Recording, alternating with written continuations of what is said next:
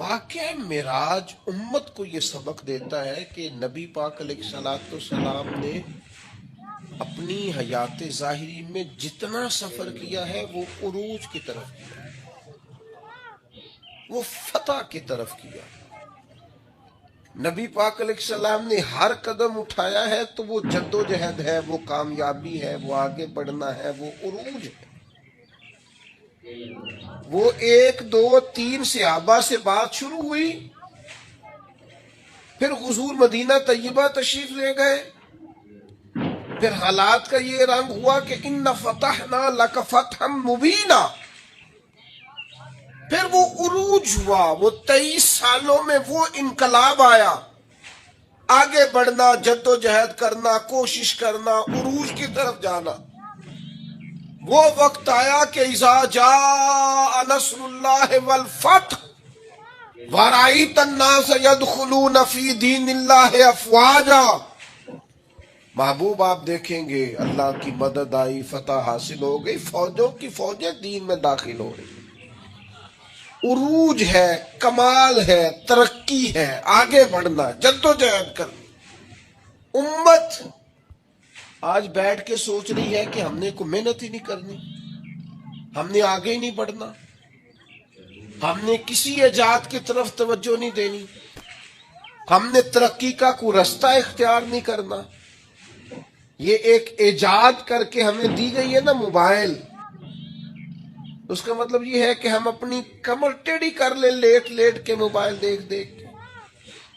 ہمیں تو دیکھنا چاہیے تھا کہ ٹیکنالوجی بڑھ رہی ہے، ایجادات بڑھ رہی ہیں، ہمیں آگے بڑھنا ہے، مسلمانوں کو آگے جانا ہے، اور کس طرح کر کے فروغ دین کے لیے ان ساری چیزوں کو استعمال کرنا اور زیادہ سے زیادہ ترقی حاصل کر کے اپنے دین کو فروغ دینا ہے، آگے بڑھنا، امت کا سر اونچا کرنا ہے۔ لیکن امت ہے کہ وہ بار بار پیچھے ہٹتی جا رہی ہے، بار بار کمزوری دکھاتی جا رہی ہے، بار بار ہم ہیں کہ ہمارے قدم لڑکھڑاتے ہیں، ہم پیچھے کی طرف آتے ہیں، ہم آگے قدم ہی نہیں اٹھاتے۔ معراج ہمیں بتاتا ہے کہ امت تو نے عروج حاصل کرنا ہے۔ هو الذی ارسل رسولہ بالہدی ودین الحق لیظہرہ علی الدین کلہ۔ ہم نے یہ رسول تمہیں اس لیے عطا کیے ہیں، یہ شانوں والے رسول تمہیں اس لیے دیے ہیں کہ ہم اس دین کو تمام دینوں پر غالب کر دیں گے۔ اسلام کی فطرت میں قدرت نے لچک دی ہے، اتنا ہی یہ ابھرے گا جتنا کہ دبا دو گے۔ یہ دین غالب ہونے کے لیے۔ واقعہ معراج کیا بتاتا ہے ہمیں؟ نبی پاک نے مسجد اقصی میں سارے نبیوں کی امامت کرائی، جس طرح نبی کریم نبیوں کے امام ہیں، یہ امت امتوں کی امام ہے۔ اس نے امامت کرنی ہے، امامت، ترقی، عروج، جد و جہد، آگے بڑھنا۔ ملت کے جوانوں، واقعہ معراج تمہیں بتاتا ہے کہ تمہیں آگے بڑھنا ہے، تمہیں کوشش کرنی ہے۔ اٹھ کے اب بزم جہاں کا اور ہی انداز ہے، مشرق و مغرب میں تیرے دور کا آغاز۔ جد و جہد کریں، میرا مالک بڑا کریم ہے، جو اس کی جانب ایک قدم اٹھاتا ہے اللہ کی رحمت آگے بڑھ کے اس کا استقبال کرتی ہے۔ آپ کوشش تو کریں، ہمت تو کریں، جد و جہد تو کریں، آپ آگے تو بڑھیں۔ اقبال کہنے لگے وہ وقت فرصت ہے کہاں، کام ابھی باقی ہے، نور توحید کا اتمام ابھی باقی ہے۔ واقعہ معراج ہمیں بتاتا ہے ہم نے آگے بڑھنا ہے، کوشش کرنی ہے، جد و جہد کرنی، کریں گے انشاءاللہ۔ جو شخص جس حد تک اپنے لیے، ملک کے لیے، ملت کے لیے، خاندان کے لیے، قبیلے کے لیے، دین کے لیے جد و جہد کر سکتا ہے وہ کرے، وہ آگے بڑھے،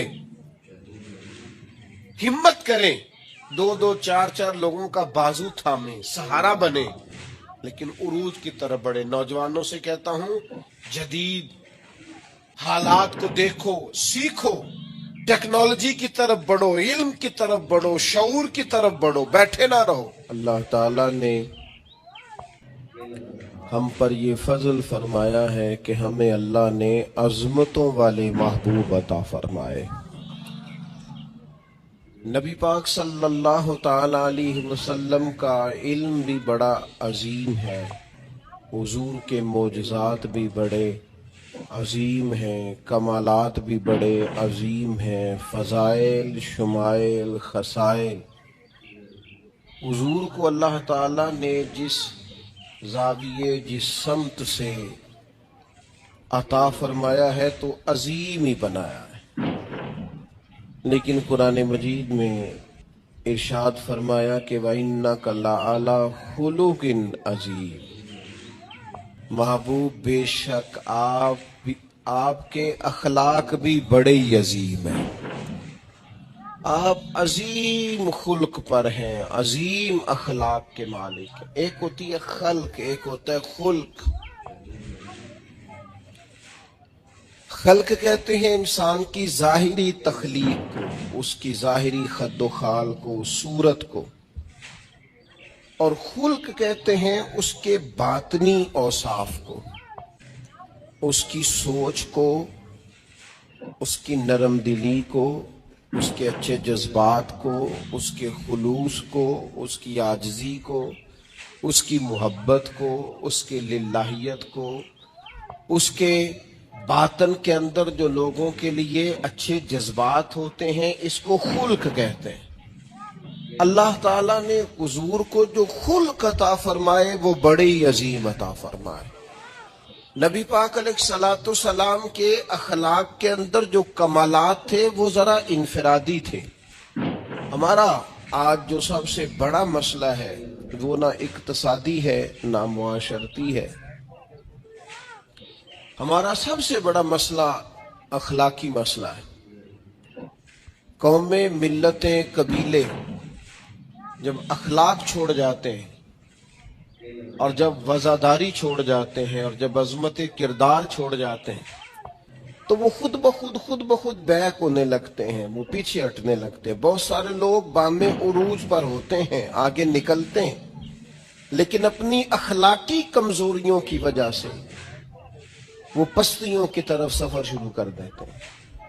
انسان کے لیے سب سے زیادہ ضروری یہ ہوتا ہے کہ وہ اخلاقی مضبوطی اپنی طبیعت میں پیدا کرے۔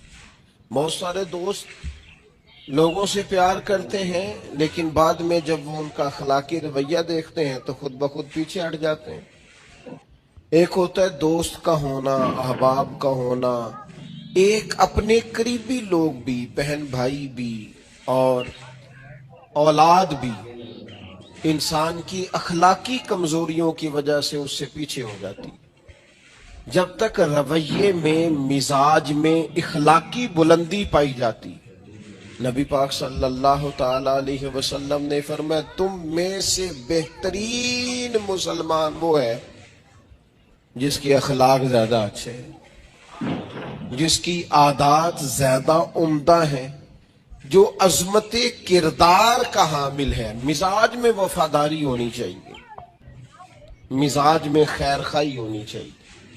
انسان بعض لوگوں کے لفظوں میں عاجزی ہوتی ہے، ویسے وہ عاجز نہیں ہوتے، ملتے بھی جھک کے ہیں، لیکن ویسے عاجز وہ کہتے ہیں میں نے شیشے میں اتار لیا ہے، میں تیز آدمی ہوں، دیکھا میں نے اس کو بھی قائل کر لیا ہے۔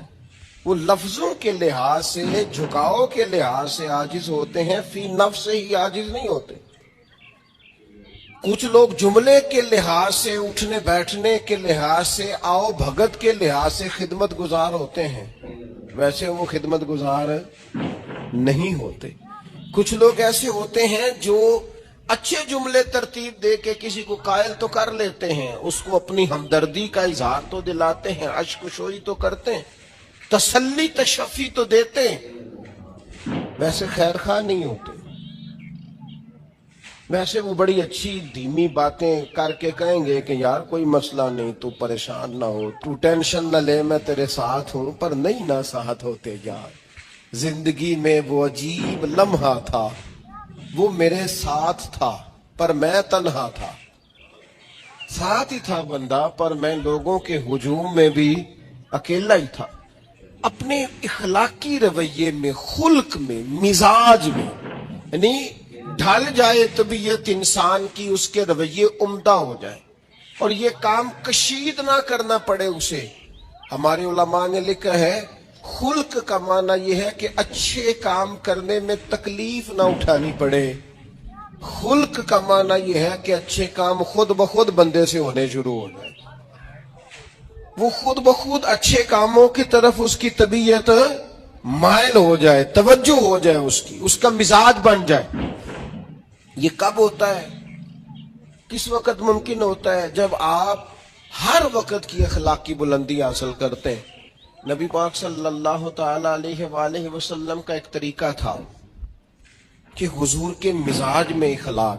بعض لوگ ایسے ہوتے ہیں جو بعض اوقات ایسی حرکت کرتے ہیں، ہوتے ہیں لوگ جو ایسی حرکت کرتے ہیں کہ سخت رد عمل کی ضرورت ہوتی ہے.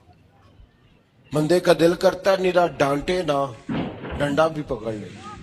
کرتے ہیں بعض اوقات بعض دوست ایسے کام. اور پھر ایک اور بڑا خطرناک رویہ ہوتا ہے. آپ کو پتہ ہے اسلام نے سب سے زیادہ ناپسند کسے کیا؟ غیبت کو. آپ کسی کے خلاف، کسی کے قبیلے گھر کے خلاف کسی کونے میں کھڑے ہو کے بات کریں، پہنچانے والے پہنچا دیتے ہیں. جو مزے لے کے سنتا ہے وہ مزے لے کے پہنچاتا بھی ہے.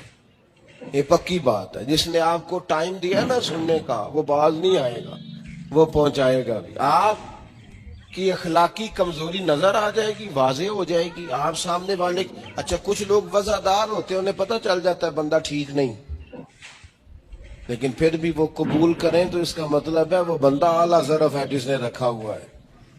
تو یہ سمجھتے میں چلاک ہوں، میں اپنی تیزی کے ساتھ گزارا کر رہا ہوں. وہ اعلیٰ ظرف ہے جس نے اتنا کچھ پتا ہونے کے باوجود بھی تیرے لیے کوئی لفظ، وہ بندہ با اخلاق ہے، با مروت ہے، وفادار ہے، وفادار ہے.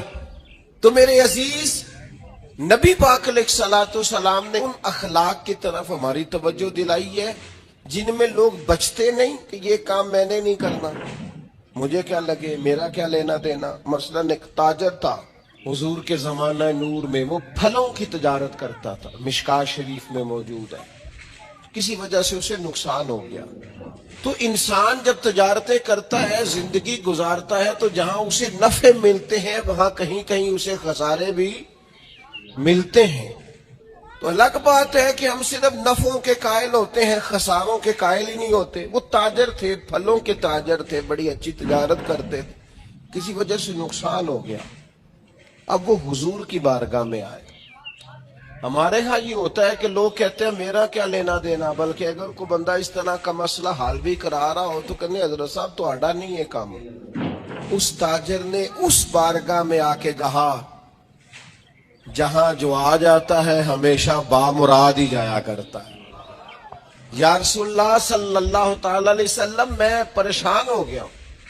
اور پہلے جب آدمی مالدار ہوتا ہے تو دائیں بائیں رش بھی ہوتا ہے، اور جب اس طرح کے حالات ہو جائیں تو وہ جو بڑے قریبی ہوتے ہیں وہ بھی کئی دفعہ ساتھ چھوڑ جاتے ہیں. ساری عمر ہی آٹا گد ہے تے لکھاں کیتے پیڑے، اب وقت آیا ہی تے محمد بخشا کوئی نہیں ہوں بیٹھا نیڑے.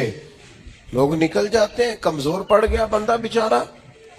حضور کی بارگاہ میں عرض گزار ہوا یا رسول اللہ تکلیف میں ہوں. تاجر تھا، پھلوں کی تجارت کرتا تھا اور مشکات میں موجود تھا. نبی پاک علیہ السلام نے دعا بھی فرمائی، کرم نوازی بھی فرمائی، رحمت بھی فرمائی، عطائیں بھی فرمائی.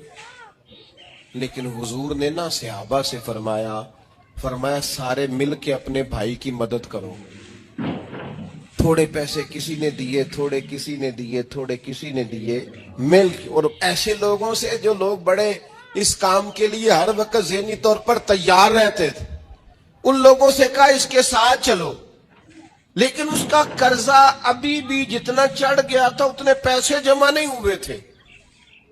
اللہ کرے میں آپ کو سمجھاؤں، یہ بھی اخلاقی بلندی والا کام ہے کہ کسی شخص کی کمزوری میں اسے اٹھانا، گرتے ہوئے کو سنبھالنا، پھسلنے والے کو سہارا دینا، بکھرنے والے کو بکھرنے سے بچا لینا، ٹوٹنے والے کو ٹوٹنے سے بچا لینا، پریشان ہو جانے والے کو سمیٹ لینا. اللہ کے پیارے رسول صلی اللہ تعالی علیہ وسلم نے فرمایا اپنے بھائی کی مدد کرو. لوگوں نے مدد کی. لیکن اس حد تک اس کے پاس پیسے نہ ہوئے جتنا اس کا قرضہ تھا. اب حضور نے ان لوگوں کو بلایا جن کے اس نے پیسے دینے تھے، اور پیسے دینے والوں سے کہا کہ اس کے پاس اتنے ہیں، اتنے لے لو، اور چلو تم بھی کچھ نیکی کرو، کچھ لے لو کچھ چھوڑ دو. یہ کون کرا رہا ہے؟ رحمت للعالمین نبی. اور ہمارا جب کوئی بندہ اس طرح الجھ جاتا ہے پھر تو وہ ساڑا لگتا ہی کچھ نہیں نا. اتنے دنوں تک نہ رشتہ داری ہوتی ہے، نہ دوستی ہوتی ہے، نہ تعلق. وہ تیری آنکھ ہو یا سنگ ملامت کی چبھن. کون پہنچا ہے میرے درد کی گہرائی تک؟ دور شہرت میں تو یاروں نے کیا یاد بہت، پر ساتھ آیا نہ کوئی کوچہ رسوائی تک. جب حالات خراب ہوتے ہیں تو سب سے پہلا کام یہ ہوتا ہے میرا تعلق کوئی نہیں، اور جب ٹھیک ہوتے ہیں تو پھر بڑی لمبی رشتہ داری نکلتی ہو کہتے ہیں وہ بڑی دور کے میرے قریبی تعلقات ہیں، بڑا دور کا رشتہ ہے، میرا بڑا قریبی لین دین ہے. تو بڑی عمدگی سے لوگ بڑی دور شہرت میں تو یاروں نے کیا یاد بہت، پر ساتھ آیا نہ کوئی کوچہ رسوائی تک. جو عرض کرنے جا رہا اس پر آپ نے زیادہ غور کرنی ہے کہ اگر کوئی آدمی گر رہا ہو تو گرتی دیوار کو دھکا نہیں دینا، اسے سنبھالنا ہے. اس شخص کو یار حالات ہو جاتے ہیں اوپر نیچے، انسان کمزور پڑ جاتے ہیں. راہ چلتے چلتے کئی دفعہ گاڑی کا صرف پیٹرول ہی ختم نہیں ہوتا، جو مفت میں پانی ملتا ہے کئی جگہوں پہ وہ بھی ختم ہو جاتا ہے، اور قریب قریب اس کی بھی کوئی شناخت نہیں ہوتی. کئی دفعہ صرف اور صرف پیٹرول کا مسئلہ ہی نہیں ہوتا، وہ جو 20 روپے میں ہوا ٹائر میں بھری جاتی ہے کئی جگہوں پہ وہ بھی نہیں ملتی. تو تسلی کے لیے اخلاقی رویہ یہ ہونا چاہیے کہ اگر کوئی بندہ کہیں کمزور پڑ رہا ہے، گر رہا ہے، تو اس کی اس کمزوری پر اسے تھاما جائے، اس کی حوصلہ افزائی کی جائے، تسلی دی جائے. لیکن ہمارا یہ ماحول نہیں ہوتا. میں اکثر کہتا ہوں دوستوں سے کہ جو آدمی اپنے گھر کی تیسری منزل شروع کرتا ہے نا، تیسرا لینٹر ڈالتا ہے، اسے سارے جا کر پہیا کو کم ہویا تو دسی بھائی ہونے کیوں دس رہا ہے؟ مالدار آدمی تیسرا لینٹر ڈال رہا ہے، لیکن وہ بیچارہ غریب آدمی جو بالے ڈال رہا ہے اور لکڑی کی چھت ڈال رہا ہے، وہ اگر کسی سے جا کے کہتا ہے نا تھوڑی امداد کرا دے میرا کام رک گیا، تو کہتے ہیں آپ نے پہلے بتانا تھا. اب تو نہیں نا، مطلب وہ تو بڑی پرانی بات تھی، وہ تو میں نے بانٹ دیا، رمضان میں بڑا کر دیا، فلانی جگہ بڑا. یہ لہجہ درست، یہ اخلاقی رویہ نہیں. درد دل اور چیز کا نام ہے، خیر خائی اور چیز کا نام ہے. وہ کسی نے کہا تھا کہ پلا کر گرانا تو سب کو آتا ہے، مزہ تو تب ہے کہ گرتوں کو تھام لے ساکی. کوئی گر رہا ہو اس کا بازو پکڑنا، اس میں مزہ ہے، اس میں لطافت ہے، اس میں حسن ہے. اور ایک دوسرا اخلاقی رویہ جس کی بہت زیادہ ضرورت ہے، جو ہمارے زیادہ ساتھ ہوتے ہیں نا، غلطیاں بھی انہوں نے ہی کرنی ہوتی ہیں. جو آپ کے ساتھ نہیں انہیں آپ کو معاف بھی نہیں کرنا پڑتا. معاف کسے کرنا پڑتا ہے؟ جو اپنے معاف کسے کرنا پڑتا ہے؟ اپنے خادم کو. اگر آپ آفیسر ہیں تو اپنے ملازم کو. معاف کسے کرنا پڑتا ہے؟ اپنے بہن بھائیوں کو، رشتہ داروں کو، اہل خانہ کو. معاف کسے کرنا پڑتا ہے؟ اپنے شاگردوں کو، ارادت مندوں کو، دوست احباب کو، اپنوں کو معاف کرنا ہوتا ہے. کسی کے ساتھ آپ کا لین، کئی دفعہ دوست آ جاتے ہیں میں عمرے پہ جا رہا ہوں، کوئی غلطی ہوئی تو معاف کر دینا، تو میں کہتا ہوں مجھ سے آپ کیا معافی مانگیں گے، آپ ادب سے مل کے چلے جاتے ہیں. جن کے ساتھ آپ کا اٹھنا بیٹھنا ہے ان سے معافی مانگیں. جو زیادہ قریب رہیں گے غلطیاں بھی تو وہی کریں گے نا، جو روز مانتے ہیں، کسی وقت سستی بھی دکھاتے ہیں. تو معاف تو کرنا ہوتا ہے اپنوں کو. ایک خاص بات کروں آپ سے، بیٹیوں کو معاف نہیں کرنا پڑتا، معاف بہو کو کرنا پڑتا. کر کے تو دیکھو نا یار. ایک معیار ہے بیٹی کے لیے، وہ بیاہ کے کسی جگہ گئی ہے، اس کی شکایت آئی ہے، تو ہمارا جواب یہ ہے کہ ابھی بچی ہے، سیکھتے سیکھتے سیکھ جائے گی. یہ جواب بنائیں بہو کے لیے. اگر وہ غلطی کرے، اس کی ساس شکایت کرے، اس کا خامن شکایت کرے، تو یہ بہو کے لیے بولیں کہ ابھی بچی ہے، سیکھتے سیکھتے یہ بہو کے لیے بات کرے کہ بچی ہے، سیکھتے سیکھتے یہ بہو کے لیے ضرورت ہے اس کی، بیٹی کے لیے تو اس کی ضرورت، بیٹی غلطی کرے تو اس کے وکیل بن جاتے ہیں۔ ساری زندگی ساس سسر اپنی بیٹی کے وکیل رہتے ہیں اور اپنی بہو کے جج بنے رہتے ہیں، اس کے لیے فیصلے سناتے ہو، اس کی وکالت کرتے ہو، یہ بیٹی نہیں کسی کی، اس کے جج بن گئے ہو، اس کے حق میں فیصلوں کا اعلان ہے، اس کے لیے وکالتوں کا اعلان ہے۔ چھ معنی دار مسلمان کا یہ اخلاقی رویہ نہیں ہوتا۔ نبی پاک علیہ الصلوۃ والسلام نے ہمیں سبق دیا ہے، جو قریب رہنے والے ہیں انہیں تو معاف کرنا ہے، دوسرے کو تو معاف کرنا ہی نہیں پڑتا، اپنوں کو ہی تو معافی کی ضرورت ہوتی ہے، چونکہ اپنوں نے ساتھ رہنا ہے۔ حضرت انس بن مالک رضی اللہ تعالیٰ عنہ یہ بڑے خوش نصیب خوش بخت انسان ہیں، کہتے ہیں میری اماں خود مجھے حضور کی بارگاہ میں چھوڑ گئی تھی کہ یا رسول اللہ یہ آپ کی خدمت کرے گا، کہتے ہیں میں نے 10 سال حضور کی نوکری کی ہے، نبی پاک نے کبھی اوف بھی نہیں کہا، بلکہ بخاری مسلم میں ایک انوکھی بات موجود ہے، فرماتے ہیں مجھے ایک دن حضور نے فرمایا جا یہ کام کر کے آ، کہتے ہیں میرے دل میں یہی تھا کہ فوراً جاؤں گا، اسی طرح لفظ موجود ہے، میرے دل میں تھا جاؤں گا کر کے آؤں گا، حضور نے فرمایا کر کے آ، دل میں پکا ارادہ تھا جاؤں گا، لیکن اپنی زبان سے میں نے کہا حضور میں نے کوئی نہیں جانا۔ یہ کیوں بات کی؟ یہ ذرا لاڈ کے ساتھ کی، یہ ذرا ناز کے ساتھ کی، یہ ذرا نا محبت کے ساتھ کی، یہ ذرا حضور جو پیار کرتے تھے نا اس پیار کو سامنے، حضور میں نے نہیں جانا، تو کہتے ہیں حضور تھپکی دے کے، یہ غلام سے بات ہو رہی، حضور فرمانے لگے چل نہ تجھے کہا ہے نہ جا کر کے آ، کہتے میں چلا گیا، اسی ارادے سے گیا تھا جاؤں گا، لیکن رستے میں جب میں گیا تو بچے کھیل رہے تھے، میں نے بھی کھیلنا شروع کر دی، کھیل رہا ہوں دیر ہو گئی، حضور نے بھیجا تھا کسی کام، اب جب زیادہ دیر ہوئی تو کریم گھر سے نکلے، اور جب حضور نے مجھے دور سے دیکھا اور مجھے کریم کے آنے کا پتہ چلا تو اب میں ڈرا، اب میرا انداز بڑا جدا گانا ہو گیا چونکہ حضور نے بھیجا تھا۔ یہ تو خادم کی بات ہے نا، اے سچی گل دسیا جی اپنا منڈا بھی کدے نہ جائے تے، اور تینوں میں کلیا سی تو گیا کیوں نہیں؟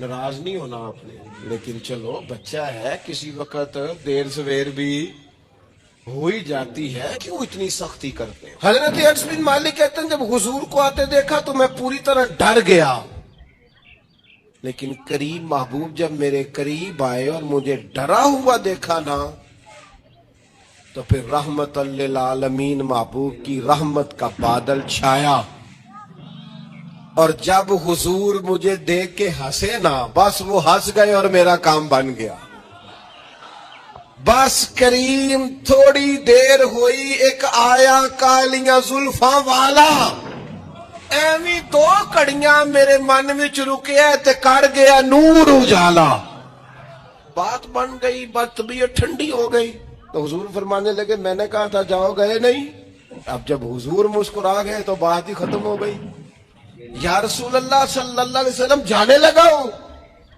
تو حضور نے پھر شروع سے بات شروع کر دی، حضور جانے لگا ہوں، فرمایا جا دوڑ کے آ، پھر جو کہا تھا وہ کر کے آ، لیکن وہ بیچ میں جو دیر ہوئی تھی، وہ جو لیٹ ہوئی تھی، اور جو میں کہہ کے آیا تھا میں نے نہیں جانا، حضور نے اس بات پر مجھ سے کوئی سختی نہیں کی۔ میرے عزیز اپنوں نے تو غلطی کرنی ہے، معاف کس کو کرنا ہے؟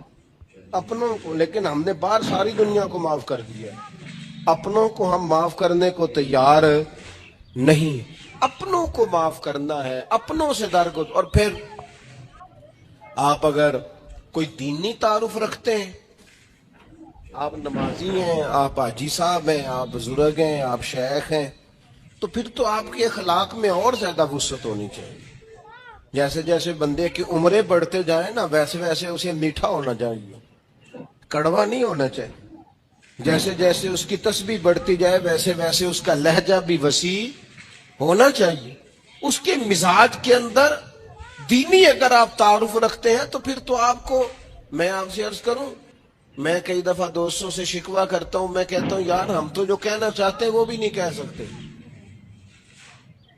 ہم تو سونا چاہتے ہیں، ڈھب سے سو نہیں سکتے، ڈھونڈتے پھرتے ہیں جگہ ملے کوئی آرام کرنے کو. کیوں؟ اس لیے کہ دینی تعارف رکھتے ہیں.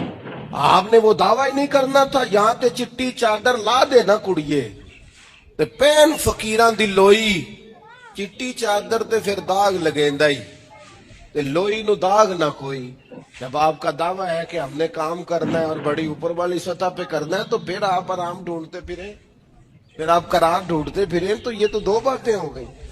ایک بات کرنی پڑے گی، دینی تعارف رکھنے والے آدمی نے اگر اس نے دین سکھانا ہے اپنے بچوں کو، اپنے گھر والوں کو، تو حسن اخلاق سے سکھائے گا. وہ اگر ڈنڈا پکڑ لے ہر وقت، سختی بھی کریں جہاں ضرورت ہو، لیکن اگر اس کا لہجہ ہی ہمیشہ کے لیے تلخ ہو جائے گا تو وہ کبھی بھی دین سکھانے میں کامیاب. انسان بہت سارے دینی غلطیاں کرتے ہیں. میں بہت سارے لوگوں کو دیکھتا ہوں وہ اس طرح تنقید کر رہے ہوتے ہیں جیسے انہوں نے پہلے اسے پورا درس نظامی پڑھایا ہے، اصول پڑھائے ہیں، تو اب غلطی کر رہا ہے تو تنقید کر رہے ہیں. بھئی عام آدمی ہے، اس سے غلطی ہوگی.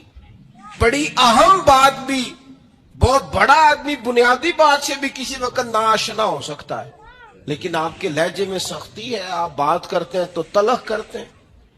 آپ سے کوئی دینی کلام کیا جاتا ہے تو آپ سخت ہیں. دینی لوگوں کو چاہیے کہ وہ دین سکھائیں تو اس میں بہت زیادہ اخلاق کا خیال رکھیں. غلطیاں کریں گے لوگ. اگر آپ عالم ہیں اور آپ کے پاس کوئی دینی معلومات ہیں تو پھر آپ کو اس کی خوبصورتی کا بھی پتہ ہونا چاہیے. آپ نے حضرت معاویہ بن حکم رضی اللہ تعالیٰ عنہ کہتے ہیں میں نے حضور کی مسجد شریف میں نماز پڑھی تو ایک شخص کو نا چھینک آئی، یہ بھی بخاری مسلم میں موجود، تو میں نے نماز میں کہہ دیا یرحمک اللہ. یہ چھینک آنے کا جواب ہوتا ہے، میں نے یہ نماز میں ہی کہہ دیا. تو بہت سارے لوگ مجھے گھورنے لگ گئے، کچھ نے اپنے ہاتھ بھی مارے زانوں پر کہ یہ کیا کر رہے ہو، نماز میں بول رہے ہو. فرماتے ہیں نماز مکمل ہوئی اور یہ لفظ ہے حضرت معاویہ بن حکم رضی اللہ تعالیٰ عنہ کے، فرمانے لگے قسم اللہ کی میں نے حضور سے بہتر سمجھانے والا نہ پہلے کبھی دیکھا ہے نہ بعد میں کبھی دیکھا. فرماتے ہیں نہ حضور نے مجھے مارا نہ ڈانٹا، بلکہ جس طرح ایک بچے کو گویا ٹریٹ کیا جاتا ہے، سمجھایا جاتا ہے. حضور فرمانے لگے اللہ کے بندے نماز میں کوئی اور بات نہیں کرنی چاہیے، صرف اللہ کی تسبیح پڑھنی چاہیے، اس کے اسماء کا ذکر کرنا چاہیے یا قرآن پاک پڑھنا چاہیے. نماز میں کوئی اور کلام کرنے کی اجازت نہیں ہے. ہمارے ہاں لوگ دینی مسئلہ سمجھاتے ہیں تو اتنا ان کے مزاج میں تلخی ہوتی ہے بعض اوقات، اللہ ماشاءاللہ. کچھ لوگوں کی طبیعت اتنی کرخت ہوتی ہے، بچہ نماز پڑھ رہا ہے اور حاجی صاحب اس کے ساتھ کھڑے نماز پڑھ رہے ہیں، لیکن وہ اس کو کھڑا کر رہے ہیں تو یوں کندھے سے ہلا کر تینوں آج تک نہیں پتا نماز ہے کہ یہ آپ دین سکھا رہے ہیں. یہ اخلاقی رویہ دین سکھانے کا، یہ لب و لہجہ دین سکھانے کا. قطعاً ایسا کوئی کام نہ کریں. میں تو یہ مدارس کے اساتذہ سے بھی کہتا رہتا ہوں، میں کہتا ہوں نبی پاک نے کبھی کسی کو نہیں مارا. آپ بچوں کو ڈانٹیں، کریں کچھ، لیکن وہ رویہ آپ اختیار نہ کریں جس کی دین اجازت نہیں دیتا. تو اخلاقیات میں ان چیزوں کا ضرور خیال کریں. ایک روایت اور عرض کر دوں آپ کو. حضرت جابر بن عبداللہ رضی اللہ تعالیٰ عنہ فرماتے ہیں میرے والد احد میں شہید ہو گئے تھے، میرے ذمہ بہنوں کا بوجھ بھی تھا اور قرضہ بھی تھا. اللہ کے محبوب علیہ السلام نا مختلف طریقوں سے مختلف انداز میں میرے اوپر کرم نوازیاں فرماتے. نوازنے کا طریقہ، آپ نہ کسی کو نوازیں بہانے بہانے سے. میں نے بعض بزرگوں کو دیکھا ہے کسی بچے کو ادارے میں خانقاہ میں کمزور دیکھتے، وہ سریلا بھی نہیں ہے، اسے کہتے چل پتر نعت سنا، اور نعت سنا رہا ہے تو اسے نذرانہ دے رہے ہیں. چل بیٹے تلاوت سکھ سنا، چل تقریر سنا، کسی بھی طریقے سے اس کو تسلی ہو رہی. اور اس طرح کا رویہ نہ اپنایا جائے کہ وہ مانگنے والا بن جائے. یہ اخلاقی بلندی ہوتی ہے آپ کی کہ آپ کسی شخص کو بہانوں سے نوازیں. اس طرح کا ماحول نہ بنائیں کہ آپ اسے کہیں کہ چونکہ تو کمزور ہے، غریب ہے، فقیر ہے، لہذا تجھے دے رہا ہوں. حضرت جابر ابن عبداللہ فرماتے ہیں، اور یہ بھی آپ کو مسلم شریف میں ملے گا، فرماتے ہیں کہ جنگ میں حضور کے ساتھ تھا، میرا اونٹ بڑا کمزور ہو گیا، بیمار ہو گیا، چال نہیں رہا تھا. حضور میرے قریب آئے اور پیچھے آ کے فرمانے لگے اسے بھگاتا کیوں نہیں؟ میں نے کہا حضور بیمار ہے، کیسے بھگاؤں؟ تو نبی پاک نے نا اونٹ کو ایک درہ لگایا اور گویا پیغمبر اعظم نے حکم دیا، نبی رحمت نے، نبی اکرم نے حکم دیا، فرمایا اونٹ بھاگتا کیوں نہیں؟ وہ جو سب سے پیچھے تھا وہ سب سے آگے نکل گیا. واہ کیا جود و کرم ہے شہ بطحا تیرا، اور نہیں سنتا ہی نہیں مانگنے والا تیرا. سرکار نے حکم دیا، وہ اونٹ سب سے آگے نکل گیا. اب حضور گھوڑا دوڑا کے آگے آئے، فرمانے لگے جابر ہے یہ اونٹ میرے ہاتھ بیچ نہیں دیتا. وہ بیمار تھا، حضور کے حکم سے بھاگا ہے، فرمایا بیچ نہیں دیتا. کہا نہیں یا رسول اللہ ویسے ہی رکھ لے. فرمایا نہیں میں پیسے دوں گا. یا رسول اللہ آپ کا یہ ہے. فرمایا نہیں آپ قیمت بتائیں. حضور ٹھیک ہے اتنے کا اونٹ ہے، میں مدینہ طیبہ جا کے آپ کی خدمت میں پیش کر دوں گا. حضرت جابر ابن عبداللہ فرماتے ہیں حضور نے مجھ سے اونٹ خریدا. مدینہ طیبہ پہنچ کر نبی پاک صلی اللہ تعالی علیہ وسلم نے سیدنا بلال حبشی سے فرمایا جابر کو اونٹ کی قیمت بھی دے دو اور کچھ پیسے زیادہ بھی دے دو. فرماتے ہیں مجھے اونٹ کی قیمت بھی مل گئی، کچھ پیسے زیادہ بھی مل گئے، اور جب میں حضور کی بارگاہ میں حاضر ہوا اونٹ پیش کر کے اور قیمت لے کے جانے لگا تو حضور فرمانے لگے جابر جانا نہیں، قیمت بھی تیری ہے، اونٹ بھی تیرا ہے. نبی پاک نے وہ اونٹ بھی تحفے میں مجھے واپس دے دیا.